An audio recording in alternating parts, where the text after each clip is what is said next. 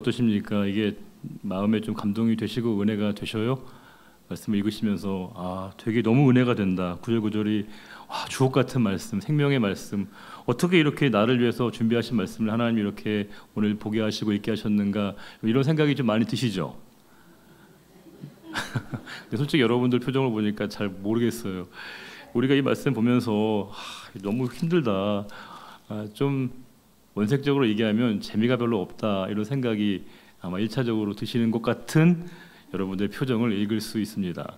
왜 그럴까요? 왜 우리가 이런 말씀을 보면서 이렇게 재미라면 재미가 여러 가지로 다양하게 해석이 되겠지만, 재미없어 보이는 가장 중요한 이유를 꼽으면 나하고 상관이 없다고 우리가 단정을 지으면 그렇습니다. 이 내용이, 이 말씀이 나하고 직접적인 관계가 없다라고 생각하기 시작하면 별로 재미가 없어지게 됩니다. 근데 재미가 있어지는 가장 중요한 단초는 뭘까요? 나하고 관련 있게 되고 나하고 상관이 있게 되면 재미가 새롭게 발견되게 되고요, 또 다른 특별한 재미를 발견하게 될 때가 있습니다. 그렇잖아요. 우리가 아이들 발표회 같은 데 보면 뭐가 재미가 있겠습니까? 아무 재미가 없거든요. 정말 너무 힘들죠, 보는 것도. 근데 재미가 있는 건 뭐예요? 나하고 관련 있는 애가 출연하면 재미가 있습니다. 즉 얼마나 나와의 관계가 있는가가 그 재미의 요소를 결정하는 상당히 중요한 요소가 된다고 할 때, 쉽게 얘기하면 우리가 하나님의 말씀, 성경도 별로 재미없어 한다면, 별로 재미있게 읽고 있지 못하다면, 가장 중요한 이유가 성경의 말씀 하나하나가 나하고 어떤 관계가 있는가를 우리가 별로 깊이 생각하고 있지 못할 때 그럴 수 있습니다. 그렇게 될 수 있습니다. 근데 반면에 성경에 있는 모든 말씀들 하나하나가 나하고 관련 있는 말씀, 나에게 향하신 하나님의 말씀으로 읽어지고 읽혀지게 되고 깨닫게 되면, 정말 말씀이 은혜가 되고요, 기쁨이 있고, 진짜 성경을 읽어가는 재미를 특별하게 발견하게 됩니다. 오늘 말씀은 사실은 역대기이니까 분류상으로 얘기하면 역사서라고 규정을 할 수 있습니다. 저는 신학을 전공한 사람이니까 아무래도 신학에 관련된 책을 제일 많이 읽고 있고, 지금도 아무래도 제일 그렇게 볼 수 있습니다. 그런데 제가 단연컨대 제 삶에서 가장 두 번째로 많이 읽었던 영역의 책은 역사에 관련된 책입니다. 역사에 관련된 책이나 문서들을 보는 걸 되게 좋아하고 즐거워합니다. 재미가 있더라고요. 저는 역사에 관한 책들을 보면 너무 재미가 있습니다. 그건 꼭 성경에 관련된, 역사에 관련된 부분뿐만 아니라 우리 한국사도 그렇고 세계사도 그렇고 중세사도 그렇고 근대사도 그렇고 다 재미가 있습니다. 근데 보통 저는 이 재미를 다 누구나 보편적으로 느낀다고 생각했는데 아니더라고요. 당장 집에 계신 분들이 별로 안 느끼더라고요. 저희 아이들은 역사에 관한 얘기를 같이 나누려고 하면 학을 뗍니다. 그리고 그 좋았던 관계가 멀어지게 되더라고요. 아이들한테 역사에 관한 얘기를 꺼내놓고 좀 얘기를 좀 하려고 하게 되면 애들이 별로 안 좋아하고 꺼려합니다. 근데 왜 그런가 제가 생각해 보니까, 우리가 보통 역사라고 하면 우리는 어떤 인물들, 어떤 사건들, 역사적 시점들을 이렇게 기억해내는 것, 기억하는 것, 그것이 우리가 생각하고 있는 역사에 대한 일반적인 이해인 것 같습니다. 우리는 역사라고 얘기하면 어느 때 무슨 사건이 벌어졌고 어떤 인물이 주된 활동을 했고 이렇게 생각하는데, 물론 그것도 중요한 역사의 한 부분이긴 하지만 제가 이해하는 바로는 그런 것 같습니다. 제가 역사를 좋아하는 이유 중에 하나는, 역사는 전후 관계를 좀 파악하게 만들어 주더라고요. 즉 어떤 일들이 벌어지게 되어지게 된 그 이유와 원인을 규명하게 되면서 이런 일들이 이렇게 복합적으로 얽혀졌기 때문에 이런 일들이 벌어졌구나라고 하는 것을 저에게 이렇게 납득시키는 부분이 있기 때문에 역사를 제가 좋아하고 즐거워하는 편이거든요. 그러다 보면 역사라고 하는 것이 어떤 한 사람을, 인물의 이름을 외우는 것도 아니고요, 시간을 외우는 것도 아니고, 시기를 외우는 것도 아니고, 사건명을 외우는 것이 아니라 그 사건 전체를 하나의 큰 개괄적으로 파악하고 나면, 그 나머지의 그 숲을 파악하고 나면 그 다음에 나무로서의 사람 이름도 이해가 되고, 또 사건에 대한 명칭이나 명명도 이해가 되게 되고, 또 시기도 자연스럽게 습득이 되어지는 것을 보게 되었습니다. 자, 그러면 모든 역사라고 하는 것은, 역사의 가장 중요한, 누군가가 역사를 쓰는 것이죠. 역사는 그냥 저절로 탁 튀어나온 게 아니고요. 역사책은 다 당연히 누군가가 역사를 기록하는 사람이 반드시 존재하게 됩니다. 자, 그러면 역사를 기록하는 사람이 그냥 역사를 연대순으로 이렇게 편년체로 쭉 나열하면서 쓰려고 하는 것보다 더 중요한 게 뭐가 있을까요?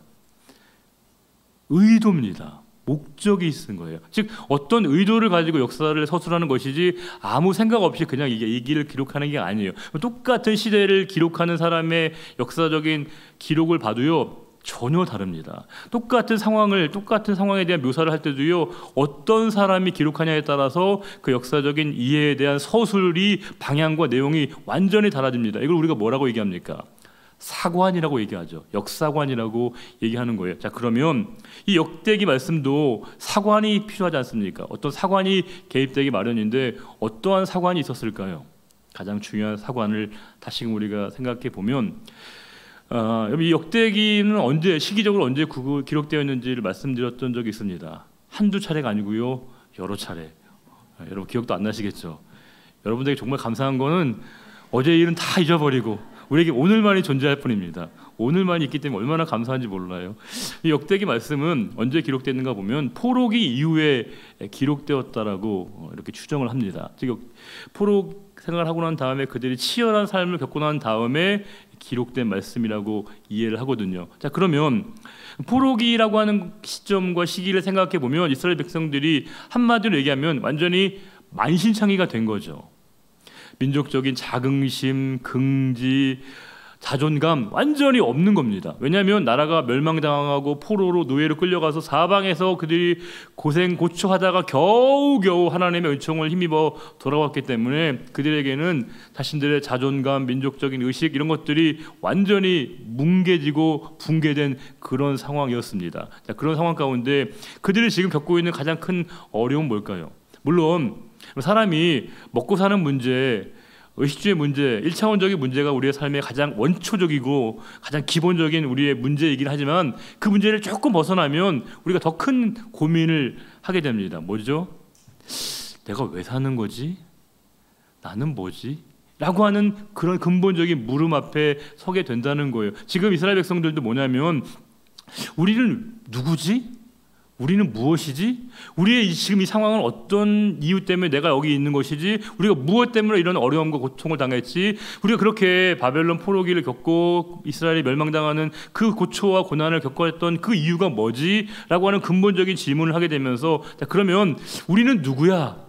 우리는 누구일까라고 하는 근본적인 그들 안에 물음을 갖게 된다는 거예요. 쉽게 얘기하면 미리 답을 먼저 드리면 그들은 내가 누구인가라고 할 때, 우리는 누구인가라고 할 때 거기에 대해서 답을 주고 있는 책이 바로 이 역대기 말씀인데 너희는 그냥 역사의 근동에 있는 수많은 민족 중에 원 오브 댐이 아니라 뭐예요? 하나님이 특별하게 너희들을 부르시고 세우신 민족이라고 하는 그 의식을 각성케 하는 뜻이 있었다는 거예요. 너희는 그냥 평범한 민족이 아니라 하나님의 계획과 하나님의 의도 가운데 내가 너희들을 부르고 세웠다라고 하는 것을 그들에게 일깨워 주고자 하는 분명한 목적이 있었다는 거예요. 이건 되게 중요합니다. 정말 중요합니다. 왜요? 사람은 내가 누구인가를 알아야 무엇을 할지를 깨닫게 된다는 거예요. 즉 내가 어떤 존재인가를 알아야 어떻게 살아갈지를 고민하게 되는 거예요. 내가 그냥 뭐 어느 집안에 누구의 아들로 태어나서 딸로 태어나서 이렇게 살아왔다 생각하는 사람과 내 삶의 모든 삶의 근원을 신적 기원으로 이해해서 하나님이 나를 이 땅 가운데 보내시고 파견하시고 파송하셔서 이 땅 가운데 나에게 생명을 주셨다고 생각하는 사람의 인식은요 전혀 다르게 됩니다. 전혀 다르게 됩니다. 제가 지난주에 말씀 전하면서 저에게 느꼈던 감동의 부분은 그런 거였습니다. 제가 한 3주 만에 설교를 하면서 여러분들 느끼지 못하셨겠지만 저에게는 되게 마음에 큰 감동이 들더라고요. 제가 2부 때는 말씀드렸는데 살짝 소름이 끼치더라고요.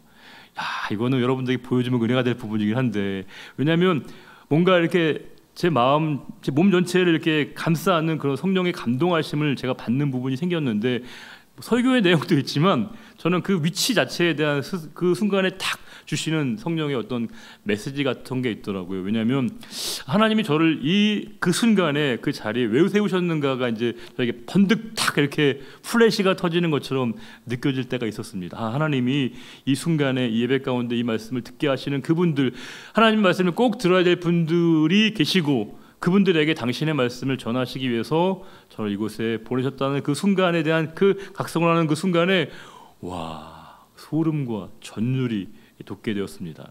그래서 그럴 때 전하는 그 순간의 메시지는 듣는 분도 물론 은혜가 되실 수 있긴 하겠지만 더 큰 은혜는 누가 받을까요? 전하는 여러분들 은혜 못 받아도 상관없습니다. 저는 은혜가 많이 되는 거예요. 너무너무 은혜가 되는 거예요. 하나님 저를 하나님이 일하시는 그 자리에 세우셨다는 그 사실을 깨닫는 순간에 와, 그냥 감동의 파도가 막 밀려오게 되었습니다. 제가 무엇을 하느냐가 더 중요하지만 그 이전에 더 중요한 게 뭐라는 거예요.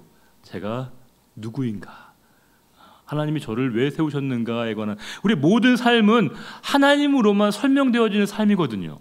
나라고 하는 존재, 내가 맡고 있는 그 모든 일을 하나님과 분리해서 이해하기 시작하면요, 모든 삶의 의미는 다 우리에게 사라지고 소멸될 수밖에 없습니다. 그런데 우리의 모든 삶은 하나님으로만 설명이 가능해야 합니다.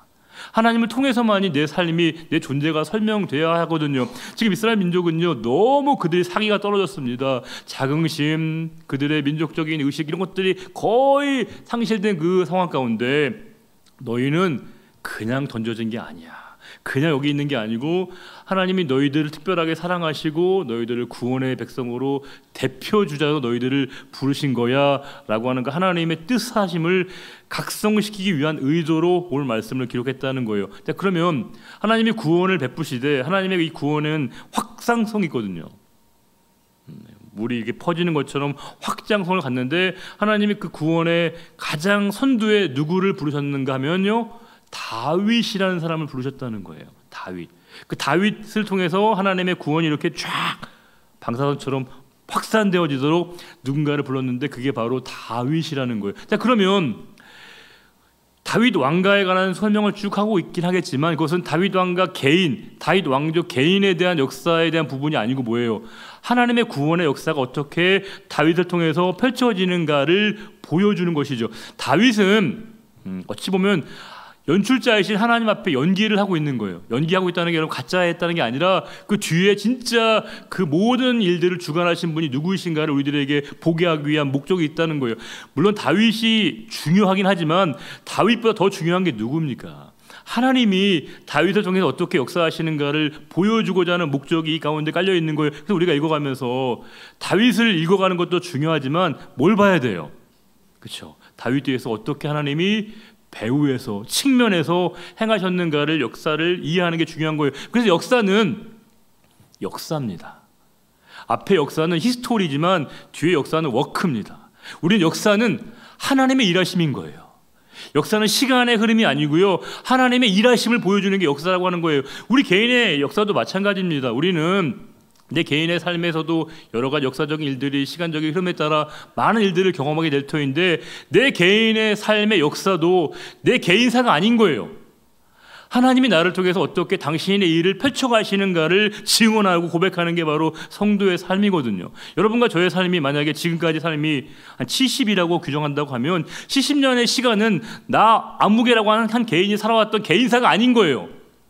하나님이 나 한 사람을 통해서 어떻게 하나님께서 어떻게 일하셨는가를, 어떤 일을 행하셨는가를 보여주고 증언하고 고백하는 우리의 삶의 고백이 필요한 것이고, 그 하나님이 어떻게 일하셨는가를 오늘 말씀은 다윗 왕가를 통해서 보여주고 있다라고 하는 겁니다. 그러기에 우리가 오늘은 다윗에 관한 이야기처럼 보이지만 사실은 다윗에 관한 얘기가 아니고 뭐예요? 하나님의 이야기라고 하는 것을 우리가 분명하게 여러분들이 알고, 뭔가를 좀 알고 보셔야 되죠, 우리가. 그래서 우리가 여러분들 읽으실 때 아유, 이 많은 사람들 이름들 외우는 거 힘들다, 여러분들에게 외우라고 강요하지 않아요. 그럴 수도 없습니다, 여러분. 물론 이제 정 잠이 안 오신 분들은 읽으셔야죠, 외우셔야겠죠. 근데 우리가 사람 이름을 보는 게, 외우는 게 중요한 게 아니고요, 그 한 사람 한 사람이 어떻게 하나님께서 그들을 이렇게 만나게 하시고 조우하게 하시고 그들을 통해서 하나님이 어떻게 일을 행하셨는가를, 어떻게 일을 이루어 가시는가를 우리가 아는 게 중요하다는 그 기록 젖을 목적을 우리가 이해하는 게 중요하다는 점을 다시 한번 여러분들에게 상기시키고요. 본문을 한번 들어가 보겠습니다. 12장 1절에 다윗이 기스의 아들 사울로, 다윗의 평생의 적은 누굽니까? 사울이죠. 사울이 평생 다윗을 괴롭히고 힘들게 했는데 그 사울로 말미암아, 즉 사울 때문에 그가 시글락이라고 하는 블레셋 땅이었어요. 가드 왕 아기스라고 하는 사람의 지역이었던 그 시글락에 숨어 있을 때 그에게 와서, 그는 누굽니까? 당연히 다윗이죠. 다윗에게 와서 싸움을 도운 용사, 즉 다윗이 쉽게 얘기하면 어떤 그 포로, 그러니까 다윗이 굉장히 큰 이 광야 생활 중에서 그에게 와서 도움을 주었던 사람들의 면면을 소개하고 있습니다. 우리가 어떤 사람이 우리에게 도움을 주었을 때 여러 사람이 다 도움을 주지만 정말 우리가 기억나는 분은 어떤 분이에요? 여러분의 삶에서 우리의 삶의 모든 분들에게 우리가 도움을 받고 있긴 하지만 제일 큰 우리가 기억나는 분은 어떤 분이시죠? 내가 힘들 때, 내가 정말 힘들 때, 내가 정말로 어려울 때 우리에게 도움을 주고 찾아온 분에게 힘이 되고 우리가 위로를 받거든요. 지금 다윗도 마찬가지인 거예요. 다윗이 가장 힘들고 광야에서 가장 야인 생활을 할 때 그에게 찾아와서 그를 도와줬던 사람들의 면면을 가장 많이 소개하고 있습니다. 그런데 그에게 와서 싸움을 도운, 이 돕다란 말 여러분 좀 동그라미를 치셔야 합니다. 이게 아자르인데요. 아자르. 이게 원래 아자르라는 단어는 보통 어느 때 쓰냐면 사람이 사람을 도울 때 쓰는 단어는 아니에요. 보통 이 단어를 잘 안 써요. 아자라는 단어는 보통 어떨 때 이 아자를 쓰냐면 하나님의 도우심을 얘기할 때 아자를 쓰는 거예요. 즉 하나님이 누구를 도우시고 하나님이 어떻게 도우셨다 할 때 이 아자라는 동사를 거의 일방적으로 쓰는데 매우 이례적으로 이 아자라는 동사를 쓰고 있다는 건 뭘 의미하는 걸까요? 그들이 다윗을 도우러 온 것처럼 보이지만 그게 표면적이고 현상이지만 진짜는 뭐라는 거예요? 하나님의 도우심이 그 가운데 있었다는 것을 보여주고자 하는 이 역사가의 의도가 담겨 있었다는 거예요. 우리가 이걸 보면서 단순하게 그들이 다윗을 도우러 왔다라고 생각하는 것이 아니라 하나님이 그들의 마음에 감동을 일으키셔서 다윗을 돕기 위해서 그들에게 마음에 감동을 일으키셔서 다윗에게로 가까이 왔다, 이렇게 우리가 말씀을 읽어낼 수 있어야 한다는 거예요.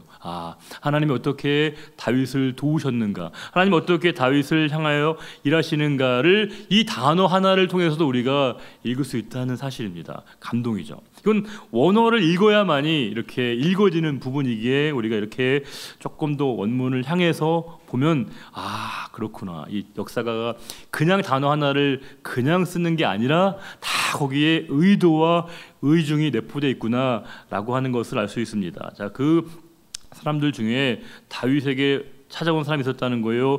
그들은 어떤 사람들인가? 2절에 활을 가지며 좌우 손을 놀려 물매도 던지며 화살도 쏘는 자라고 되어 있는데 더 중요한 건 뒤에 부분이죠. 베냐민 지파 사울의 동족이라는 거예요. 와, 어려운 일이죠. 다윗의 최고의 정적이 누군데요? 사울인데 그 사울의 일가의 사람들이 이 다윗을 도우러 왔다라고 하는 것은 다윗에게 굉장한 힘이 됐겠죠. 사울 일가는 다 나를 미워하고 나에게 다 이렇게 등을 돌리는 줄 알았는데 그 중에서도 나를 돕고 나에게 힘이 되는 사람이 있겠구나라고 하는 그 사실이야말로 다윗에게 엄청난 힘이 되고 얼마나 큰 위로가 되었겠습니까? 그런 상황이었다는 거예요.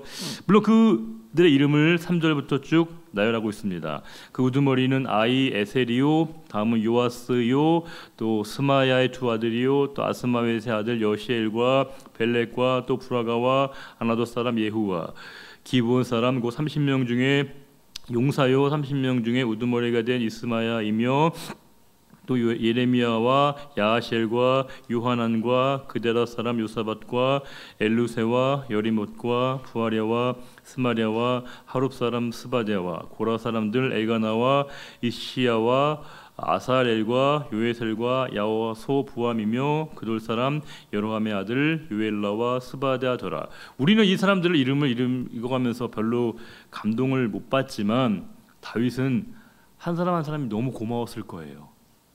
너무 정말 은혜를 받은 사람들 아니겠습니까? 정말 이 한 명 한 명의 이름들을 다윗이 수없이 기억하고 기록하고 있고, 또 그 다윗의 기억에 따라서 그것이 기록으로 남았고, 또 그것이 오늘 이렇게 저와 여러분의 입술을 통해서 그들의 이름을 다시금 이렇게 읽혀지게 한다면, 여러분 정말 하나님의 일하심이라는 게 어떻게 우연일 수 있겠습니까?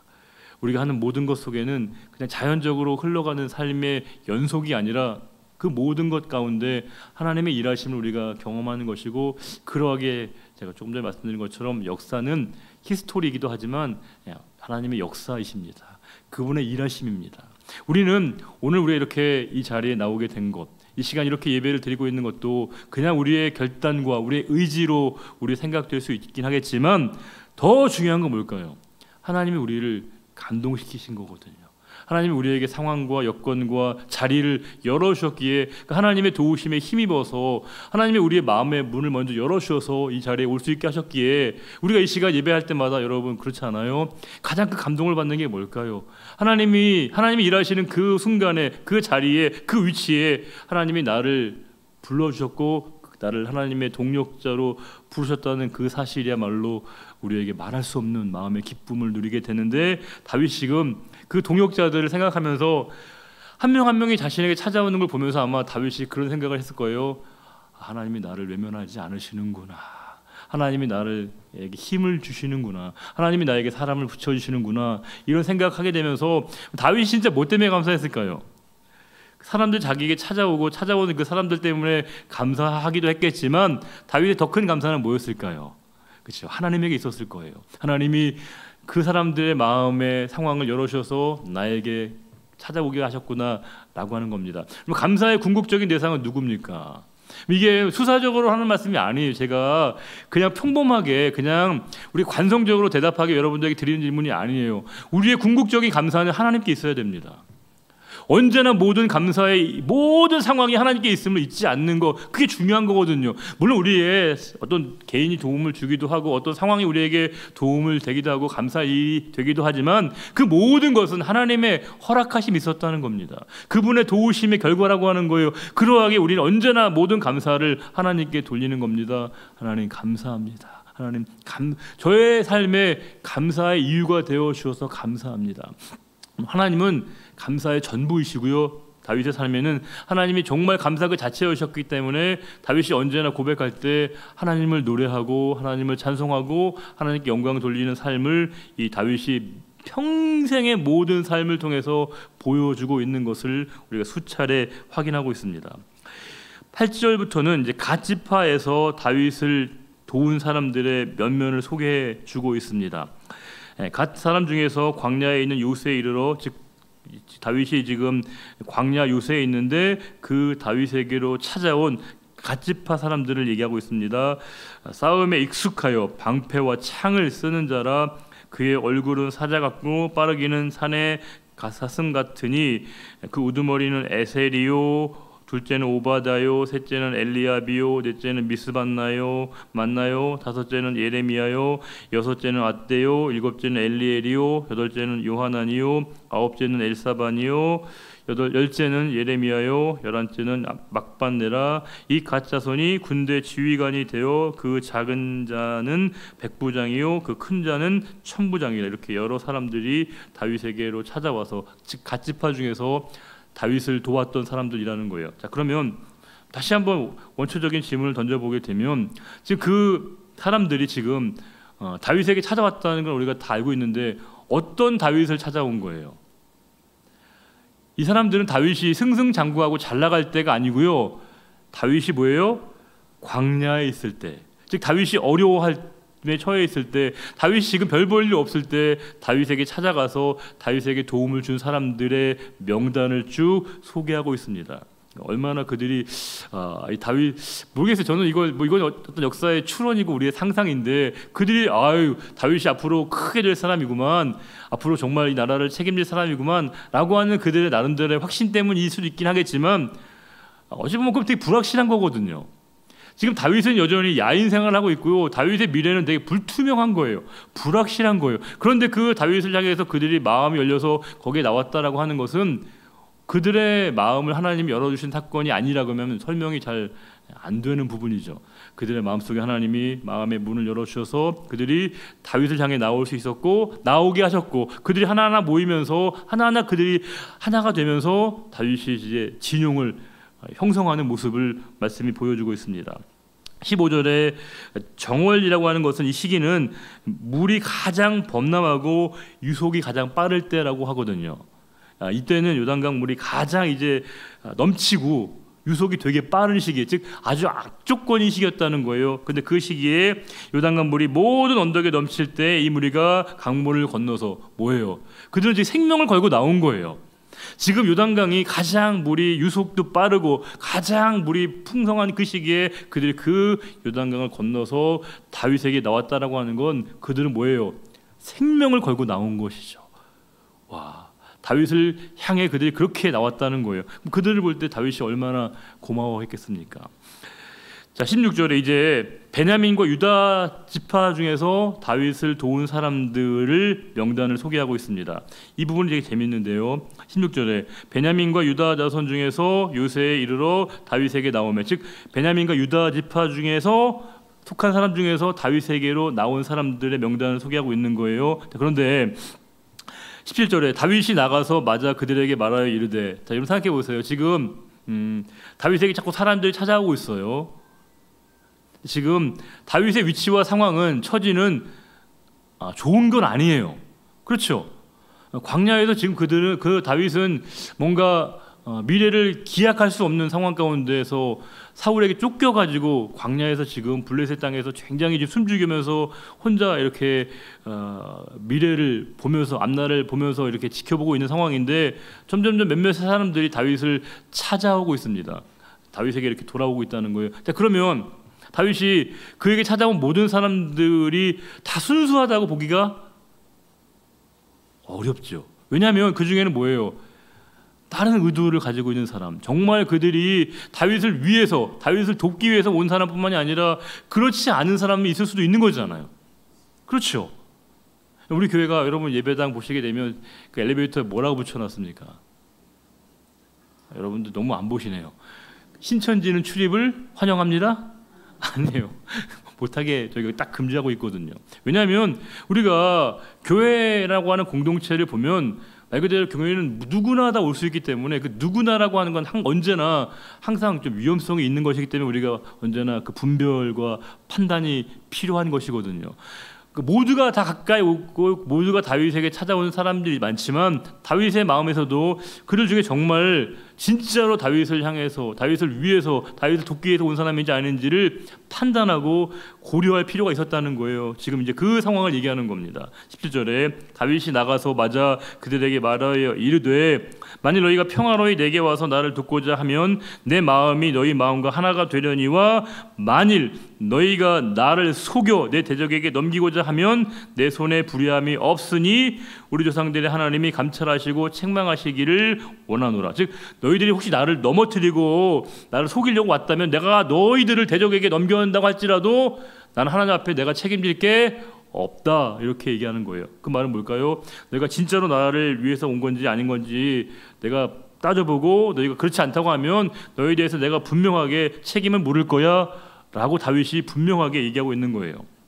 그러면서 이제 18절에 그때 성령이 30명의 우두머리 아마새를 감싸시니, 와, 성령께서 일하시는 장면이 나옵니다. 여러분, 이런 구절은 진짜 성경에서 동그라미를 쳐야 돼요. 왜냐하면 구약에 나타나고 있는 삼위일체의 아주 명징한 본문이 되고 있거든요. 삼위일체라는 본문은 그 하나의 교리로만 존재하는 게 아니에요.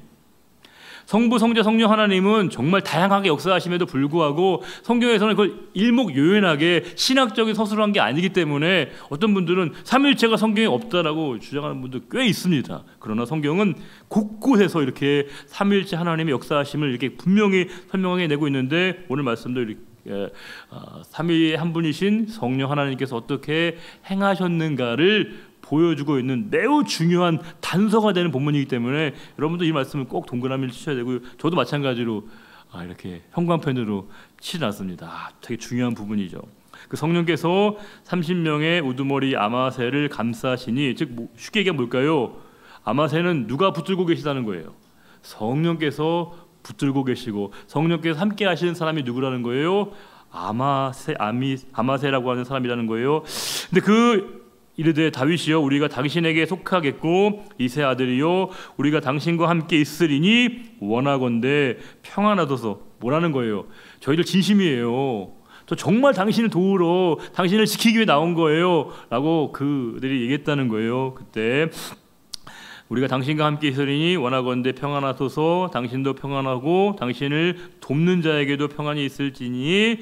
주의 말씀이 진짜 감동이죠. 이는 당신의 하나님이 당신을 도우심이니이다. 저는 이 말씀이 진짜 감동이 되더라고요. 왜냐하면 이걸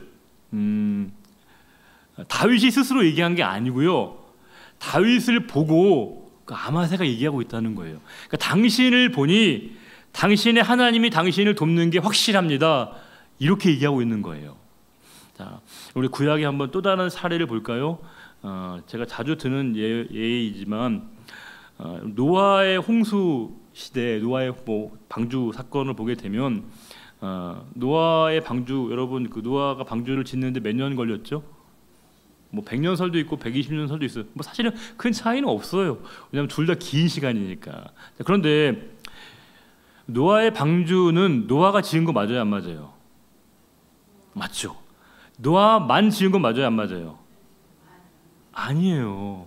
노아만 지은 거 아니에요. 그거는 거대한 가족 협력, 정말 그런 일이었거든요. 노아의 식구가 몇 명인데요? 노아 아내 또 아들 몇 명이에요? 셈, 함, 야벳 또 그 며느리까지 총 합쳐서 산수 빠르시네요, 여러분. 8명이에요. 자, 8명이 그 거대한 배를 지으려면 진짜 100년 이상 걸리겠죠. 120년 걸립니다. 어마어마한 정말 거대한 가족 큰 프로젝트입니다. 저는 그 사건을 이렇게 보면서 노아의 믿음, 노아의 헌신, 노아의 열정 높이 평가할 만합니다. 당연히 그렇죠. 그렇게 하나님께 인정받는 사람이 바로 노아였다는 거 다 인정할 수 있는데 저는 약간 색다른 포인트에 감동을 받는 부분이 있어요. 뭐냐면 노아의 나머지 식구들의 합작이거든요. 아니 생각해 보세요. 이게 죄송합니다. 원색적인 표현에서 노아는 약간 살짝 돌아서 약간 미쳐서 본인이 혼자 그 일을 할 수 있잖아요. 그럴 수 있죠. 노아는 약간 정신이 나가서 얼빠져서 저기 말도 안 되는 일을 한다고 생각하면 아버지 그냥 알아서 하시라고 이렇게 할 수도 있을 법한데 치부할 수 있을 법한데 그 방주를 지을 때 노아 혼자 지은 게 아니라는 거예요. 노아 혼자만 그 배를 지은 게 아니라는 거예요. 건조한 게 아닙니다. 노아의 온 식구들이 달라붙어서 함께 그 배를 만들었다는 거예요. 이게 뭐지? 노아가 그만큼 가부장적인 권한이 세서 그랬을까? 노아가 정말 그 가족들에게 정말 그렇게 폭력적인 방식으로 자식들과 며느리들까지 아내까지 다 동원해서 그 배를 지었을까? 이거 설명이 안 되는 부분이에요. 물론 잠시는 그럴 수 있을지 모르겠어요. 근데 커가는 아들들이 그 아버지의 말에 순종한다는 건 이건 불가능한 거거든요. 자, 그러면 그 상황을 여러분 뭐로 어떻게 설명할 수 있는 게 가장 타당한 설명일까요? 그들은 자기가 아버지에 대한 남편에 대한 신뢰가 있었던 거예요. 우리 아버지가 믿는 하나님이면 믿을만하다. 내 남편이 저렇게 믿고 있는 하나님이면 내가 믿을 수 있다라고 하는 확신을 아내에게 주었던 것이고 자식들에게까지 주었던 거예요. 우리가 아쉬움은 저도 그래요. 여러분 저도 정말 죄송한 건 제가 우리 아이들이 진짜 믿음의 분량은 모르지만 우리 아이들이 정말 제가 하나님을 향하는 그 마음만큼 그렇게 만약에 못하고 있다면 그 아쉬움의 많은 책임은 바로 저에게 있는 것이죠. 제가 정말 그렇게 하나님을 믿고 사랑하는 모습을 분명하게 보여줬으면 제 모습을 통해서라도 우리 아이들이 도전을 받을 법한데 그렇게 하고 있지 못하다고 하는 것은 그만큼 어쩌면 저에게 상당 부분 저는 책임이 있다라고 생각하거든요. 이게 뭐냐면 그만큼 한 사람의 그 사람을 보면서 우리가 주변에 있는 사람들이 저 사람을 보니 저 사람의 행동을 보니 저 사람의 말을 보니 저 사람이 믿고 있는 하나님을 믿을 법하다, 믿을 수 있다라고 하는 그 확신을 준다는 건 얼마나 우리에게 중요한지 모릅니다. 다윗이 지금 나는 하나님을 믿을 수 있고 하나님이 나를 도우십니다 이렇게 얘기한 것도 정말 대단한 일이지만 진짜 대단한 건 뭐예요? 그 다윗을 보면서 당신의 하나님이 당신을 돕고 있다는 것을 아마새가 얘기하고 있다는 거예요. 다윗의 모습을 보니, 당신의 상황을 보니 이 사실을 나도 증언하지 않을 수 없다라고 하는 그 지점에 이르게 되어지는 그 다윗의 삶의 고백이야말로 얼마나 아름답고 얼마나 귀한 일입니까? 엄청나죠. 다윗을 보니까 당신의 하나님이 당신을 돕고 있는 게 분명합니다. 당신의 하나님이 당신을 돕고 있는 게 분명합니다 라고 하는 그 고백을 그 아마새가 하고 있었다는 거예요. 정말 놀라운 일이죠. 19절부터는 이제 어떤 일이냐면 므낫세 지파가 다윗에게 찾아온 이야기인데, 이 사건은 이제 여러분들이 나중에 한번 집에 가서 찾아보세요. 사무엘하 29장의 내용과 여러 가지 맞닿아 있는데요. 이제 그들이 이제 사울 일행들이 그 블레셋을 공격을 했는데 지금 다윗은 어느 쪽에 있는 거예요? 블레셋 땅에 있거든요. 그러면 이제 블레셋 왕이 다윗에게 도움을 청해서 도와달라고 해야 할 법한데 그렇게 하지 않은 거예요. 이유가 뭐예요? 얘는 원래 출신이 어딘 거예요? 이스라엘 출신이니까 혹시라도 다윗이 배반할까봐 블레셋 왕이 못 믿고 다윗의 참전을 막았던 그 사건을 오늘 말씀이 이렇게 보여주고 있는 겁니다. 19절부터 이하는 그 내용입니다. 다윗이 전에 블레셋 사람들과 함께 가서 사울을 치려 할 때 므낫세 지파에서 두어 사람이 다윗에게 돌아왔으나 다윗 등이 블레셋 사람들을 돕지 못하였음은 이유가 뭐라는 거예요? 블레셋 사람들의 방백이 서로 의논하고 보내며 이르기를 그가 그의 왕 사울에게로 돌아가리니 배반할 수 있다는 거예요. 그래서 우리가 위태로울 수 있다는 겁니다. 그래서 20절에 다윗이 시글락으로 갈 때 므낫세 지파에서 그에게로 돌아온 자는 아드나와 요사밧과 여디아엘과 미가엘과 요사밧과 엘리후와 실르데인이 다 므낫세의 천부장이라.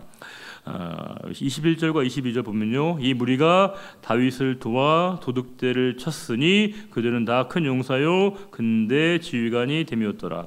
그때 사람이 날마다 다윗에게로 돌아와서 돕고자 하매 큰 군대를 이루어 뭐예요? 하나님의 군대와 같았더라. 하나님의 군대처럼 되었다. 하나님의 군대의 위용을, 진용을 갖추게 되었다라고 되어 있습니다. 이게 좀 아쉬운 게 있어요. 왜냐하면 원문에는 훨씬 더 하나님의 능동적 행위가 아주 강하게 부각이 되고 있습니다.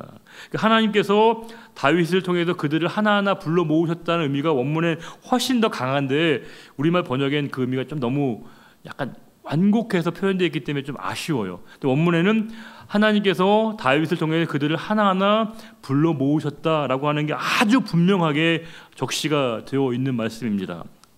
결론적으로 다시 한번 우리가 회상해 보게 되면 오늘 말씀에서 가장 중요한 내용은 뭘까요? 지금 다윗이 어떤 일을 했고 다윗이 어떻게 행하는 것인가가 중요한 것이보다는 뭘까요?